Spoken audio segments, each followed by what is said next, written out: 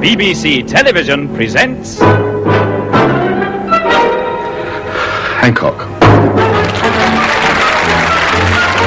Hancock's Heroes is starting to make waves, Sid. We're getting quite a list of exclusive clients together. Any rightly? Oh, but we have been given a wanted poster of Prince Andrew. However, we have got 4 lords, 3 ladies, 2 call centres and... a partridge in a pear tree. And Jimmy Carr in a pear tree as it happens.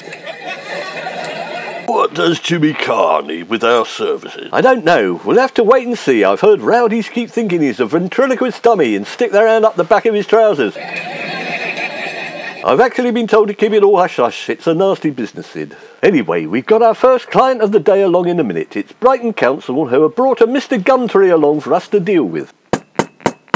Good morning, I'm Mr. Gumtree. No jokes, please, I'm very sensitive. Yes, Inspector Hancock, and I'm Mrs. Shaw of Brighton Council. I'd like to say I'm pleased to meet both of you, but one of you doesn't have pong, if you don't mind me saying.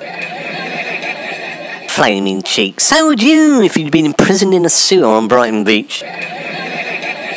You were not imprisoned, Mr. Gumtree. You got yourself stuck in the sewer, and it took 20 firemen and 3 traffic wardens to release you.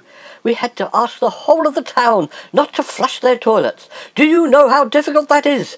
For 3 hours, we nearly had a riot. People were crossing their legs in the street. I nearly had a riot too. Some silly buggers flushed. I can't describe the experience. My lips are sealed. Well, they are now. So, what crime has been committed in your eyes, Mrs. Shaw? Well, where shall I start? He shouldn't have been there in the first place. It was trespass.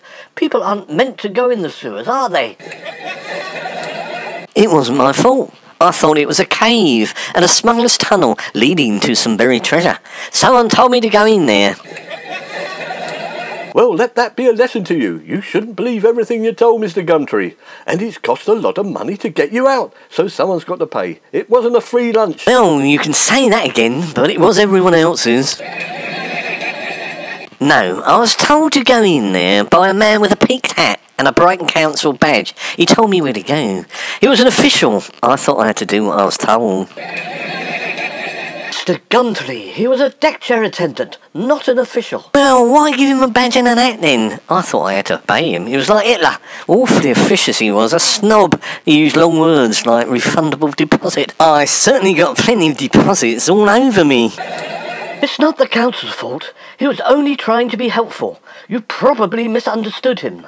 Willfully, I suspect. No, it's not true. He made me hire a deck chair and then told me where the sewer was. It's all his fault. Let's have a quick recap. So you're in the sewer with your deck chair. What happened after that? I would have thought it was obvious. Have you tried putting up a deck chair in a sewer? I was in an awful tangle. It was dark. So, you got in a bit of a 2 and 8, did ya? A bit? Every part of me was in a tangle at one point. It was difficult to know where the deck chair began and where I ended. It led to a blockage. The canvas was bulging, it was. I think that was when we had to put out a general alert to the town of Brighton to plead with them not to flush. So, despite what he's saying, Mr. Gumtree wasn't in any real danger then? Well, he was up to a point, and then apparently the tenants of one of our blocks of flats decided to be a bit naughty and flushed all at the same time. Some of the social housing crew have got a funny sense of humour, you know. Oh, what a rotten lot. Me and the deck chair were suddenly hit by a tidal wave of unmentionables. I shot out of the sewer at 30 miles an hour, and I ended up on the end of Brighton Pier sitting on a jet ski. Unfortunately, Mr. Gumtree, as an experienced ex-copper, I can clearly see it's your fault. I think a £5,000 fine should cover the costs, or 100 hours community service, clearing up all the mess you made. I think I'll pay the fine if that's all right. My olfactory senses are on overload, if you don't mind. Well, thank you very much, Inspector Hancock. And what do we owe you? Oh, Mrs. Shaw, we usually make the felon pay an extra 50% of the value of the fine straight to us. On second thoughts, where's the mop and bucket? You dear, so how do you get paid now, Inspector Hancock? In that case, we'll take 10% of the revenue you make on your deck chairs for the rest of the summer, Mrs. Shaw, plus 5% on ice creams.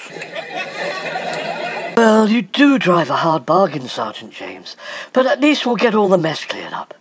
It's been a pleasure doing business with Hancock's heroes.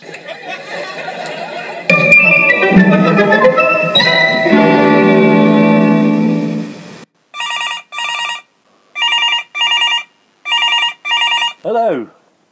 Yes, it's Hancock's Heroes. Inspector Tony Hancock speaking. Urgent? What's the problem? A robot burglar? What's that? Yes, of course we keep up to date. All the latest techniques. I remember now. Oh yes, robot burglar. No, the ordinary coppers won't know anything about them. No surprise there. I'll send our expert on robot burglars down straight away. Sid, get down to Shinner's department store in Sutton. They've had a robot burglar. They think it's got in through the cat flap. Sort it out with you. What's a robot burglar when it's at home? That's the whole point. We don't want them at home. And you're the bloke for the job. Just use your imagination. They're robots that steal things, of course. Just pretend you know all about them. They have black face masks and sacks with swag written on them, like the rest, I expect.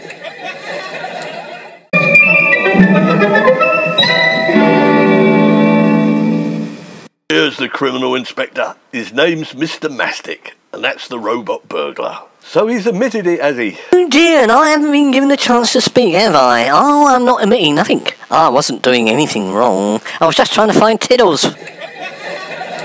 So Tiddles is the robot accomplice, is it, Sergeant James? Unusual name for a robot. They're usually called Robbie or R2-D2. No, you're not listening. I put the robot into the cat flap to try and find my cat. His name is Tiddles, of course. Story doesn't ring true, Mastic. What made you think Tiddles was in Shinner's? You don't live there, do you? You're not the owner, and neither is Tiddles. Of course we don't live there, silly. I was taking Tiddles for a walk down Sutton High Street and he shot off. I think he saw the cat flap in Shinner's. It was open. Flapping. What do you mean you were taking him for a walk? It's dogs you take for a walk, not cats. But I haven't got a dog. So I take Tiddles. He sits on top of the robot. Cats are lazy like that. So why is Tiddles so attracted to cat flaps? He's a cat and he likes flaps, of course. That's why I sent Tiddles in to look for him. Hang on a minute, Sunshine. Your story was always implausible, now it's fallen apart. So you're trying to tell me you sent your cat into Shinner's to look for itself? You're a bit thick, aren't you? Tiddles is the robot. I sent Tiddles in to look for my cat. They're both called Tiddles, of course. It saves time. My memory isn't what it used to be. Don't you find that confusing, Mr. Mastic? No, not really. They're quite different. Tiddles the robot is flat and shiny, and Tiddles the cat isn't. Yeah. So did Tiddles find Tiddles, Mr. Mastic? Tiddles the robot came out with a picture of Tiddles the cat, taken with his little camera. He's still in there. I must go back and rescue him. He's late for his dinner. Not so fast, Mastic. Are you trying to tell us that Tiddles stole a camera? And I think Tiddles the cat is a cat burglar.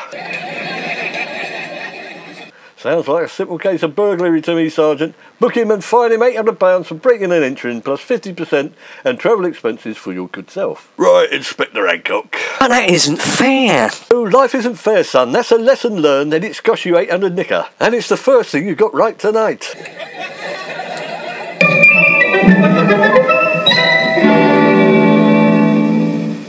Which one of the criminal classes is up next, Inspector Hancock? Oh, let me see. Mrs. Rosebud. East Gym Council want us to give her an ASBO. She's been in the children's playground again. The Surrey police won't touch it, apparently. And there's a monkey in it. What's a monkey doing in the kids' playground, Hancock? No, a monkey, as in £500, Sid. It was Rosebud who got stuck in a child's swing. So who's getting the ASBO? The monkey or Mrs. Rosebud? Forget the monkey, Sid. Just use your rubber. Oh, it's this Hancock's Heroes.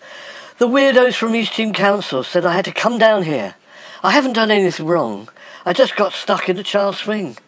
It happens, doesn't it? What exactly were you doing in a child swing, Miss Rosebud? Swinging, of course. I'm a bit of a swinger. I was taking selfies whilst trying to recreate the Fragonard painting Girl on a Swing. You're an educated man, Sergeant James. It's hanging in the National Gallery. Well, that's why they found you hanging upside down in East Cheam Playground, Miss Rosebud.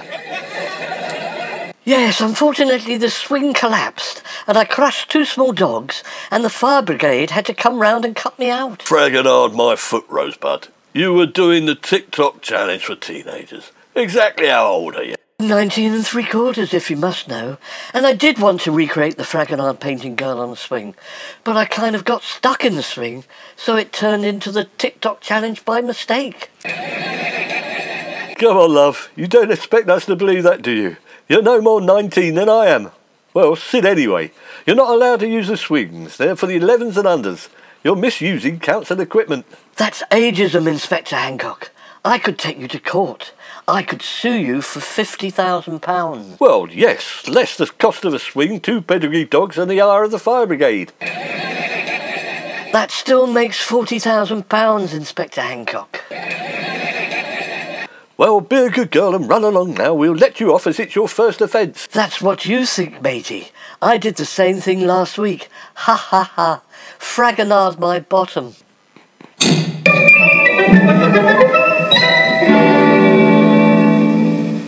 That was a narrow escape, Hancock. Yes, you have to be careful with these barrack room lawyers, Sid. That one could have sent us into the red. Everyone wants to be Judge Rinder nowadays, don't they?